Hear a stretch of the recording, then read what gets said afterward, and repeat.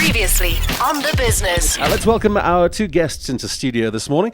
Joining us, first of all, thank you for doing that. Anea Burke LaRue, is it? Is it a double-barreled surname? Double-barrel, okay. indeed. How many people do you have to explain that to? Anea, welcome to you. And Tanya Duplessis, conference manager, welcome to you. It's great to have you in studio. Thank you. First of all, let's just touch on exactly what we're talking about this morning. I log onto the website. We're talking e-commerce. We're talking a show. We're talking something that potentially can help a lot of our listeners and their businesses to get in touch with exactly what's going on in this realm. Just explain to us a little bit more about what you're going to be doing. All right, perfect. So basically, the e-commerce show Africa forms part of a larger event, Africa's Payments, Banking and Retail Show, that is now in its 14th year. It will be basically existing of 5 co-located events, being Retail World Africa, the e-commerce show Africa, which we're very excited about. It's the first year we have added that event. It will also include Cards and Payments Africa, as well as Future Bank Africa. Okay, so a lot of stuff to go through, a lot of bits and pieces for businesses to go through. Let's start with cards and payments. That's a good place to start. Tell us a little bit about that. Let's unpack that for a second. All right, cool. So Cards and Payments as a show is actually part of a global series. In South Africa, as I mentioned, it's been running for 14 years. We run the same events in the Middle East, in the US, in Singapore, etc., etc. Basically, Cards and Payments started off with the card sector. It moved into what payments is all about. We're looking a lot at m-commerce. I'd imagine, as in mobile commerce. Mobile commerce, exactly, which very much links with e-commerce. We've got exciting speakers on that, and we're interested in terms of where the payment space is moving. It's basically moving away from our standard payments, which we know are standard banking. One of the things that the banks are looking at, we know, is mobile money, mobile payments, devices for small businesses that enable them to accept cards if they've been cash businesses traditionally. Are these the kinds of topics that we'll be able to listen to if we were to come along to this show? And I'm assuming a lot of them, the more new trends that are unfolding. Yeah. Offshore. We definitely do have some very interesting speakers, some very interesting topics. I'm going to hand over to Tanya, our conference manager, to tell you about our exciting participants in the conference. All right. So basically, as you mentioned, we are moving forward in terms of payments, mobile payments especially. Within the conference, a few highlighted speakers would be Safaricom, as we know, as a huge mobile money giant.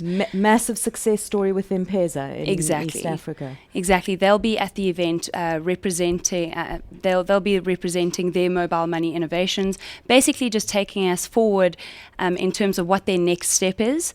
So they do have a next step. They do have a next step. step. The big question on everyone's minds is, what do they do next? Yep. Yes, they do. They do have a next step. So they'll be there elaborating on what their next step is, what their new innovations are, and how they are going to be implementing that within Kenya and within the rest of Africa. Another speaker that's going to be joining us is from Thumbs Up, who I'm sure you've heard of Stafford Massey. Absolutely, He will be elaborating on the innovation that is the Payment Pebble. He'll be co-locating a presentation with Mr. Willie van Sail from ABSA, and they'll be talking about how a cup of coffee turned into an innovation idea.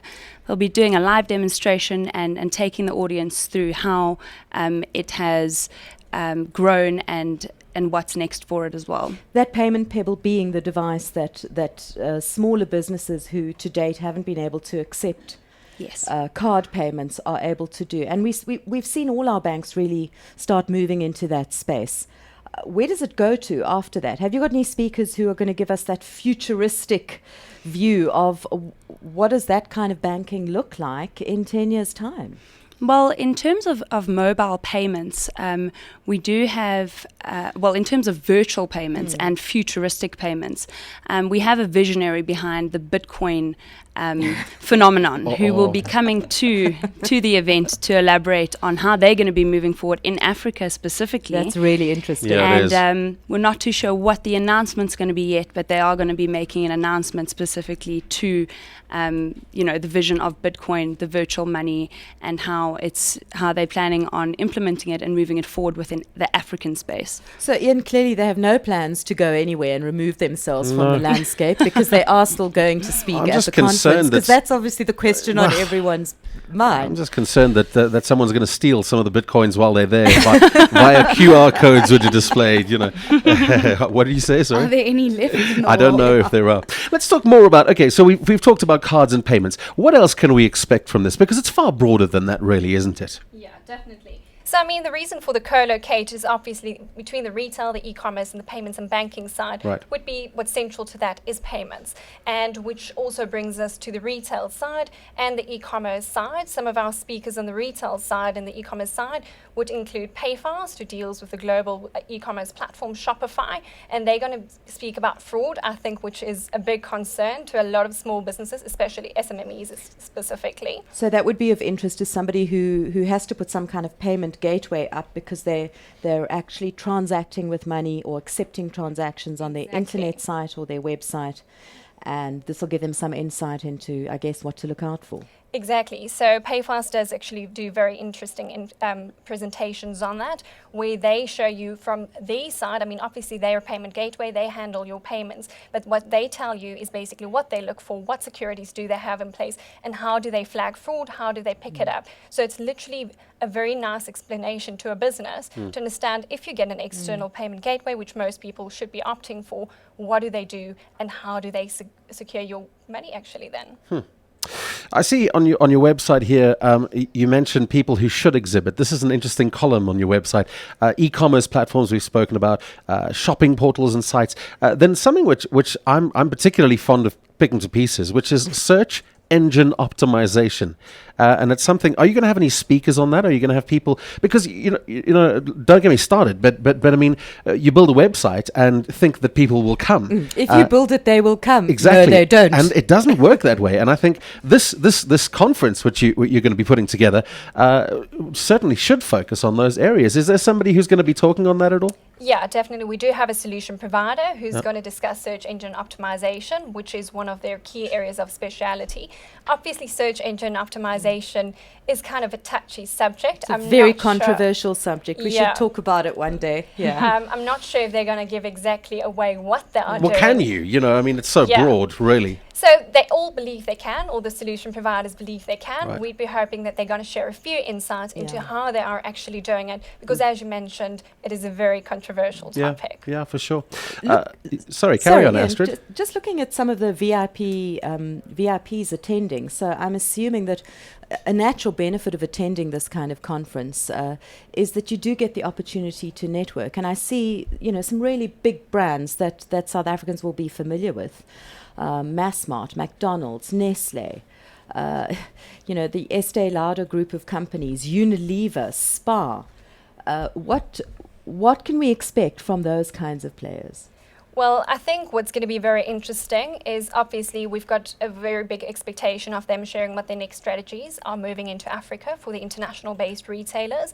And then also we're looking to hear a number of success stories. We've got Jumia on board from Nigeria, very interested in listening to what they've got to say and how they actually launched e-commerce successfully in an African-based country. I mean, we know it's already taken off in South Africa. So what we're really expecting of them is to be very honest and sincere and open and share really what are the challenges that they face moving into those markets and what are their strategies doing so. I'm very interested to hear more about that because quite honestly, for me, I see Africa as a very grey area when it comes to e-commerce, and I still imagine it as still trying to find its feet and still trying to kind of figure out where it is. Of course, we know that supply of goods is a big issue when it comes to Africa.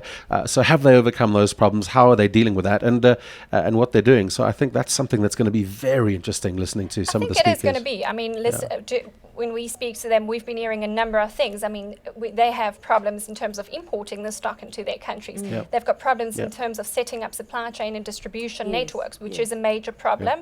I think we're just really excited this year, especially in terms of the Nigeria success story. They're one of the first, one of the SADC regions, apart from South Africa, that actually managed to pull this off successfully. So we are very interested in terms of hearing how they overcome those challenges and how they did it. All right, fantastic. And Burke Leroux and Tanya Duplessis, thank you very much for joining us in studio this this morning. Just before you go, let's find out when the conference is, where it is, where we can get hold of you, how we can get tickets, And what it Perfect. costs. and what it costs. All Yes. right. Perfect. So it will be next week, Tuesday and Wednesday, at the Sandton Convention Centre. Expo opens at 10 every day, in which the free on-floor conferences will start. So Expo attending, as well as the free on-floor conferences, are free. Those conferences are a bit more on a technical level. It's the how-tos, whereas our VIP conference is a bit more on a strategic level, and that goes at 13,000 Rand a pass. It's bookable through our offices. You can get hold of us at our website, www.terrapin.com/cards Africa. And the pass gives you access across the full To the duration. whole event. Okay. To the whole event. That would be the VIP pass, whereas the free attendee pass would give you access into the whole exhibition as well as the on-floor conferences itself. Well, there you go. Even if you don't have budget set aside to buy a pass, you can still go along and no doubt find the value for your own 100%. business. Thank you very much for joining us today. I wish you all the best with the conference, and thanks for coming in. Thanks so much. The Business on Balls. Weekdays 11 a.m. to 12 p.m. onballs.co.za. Brought to you by FNB Business Banking.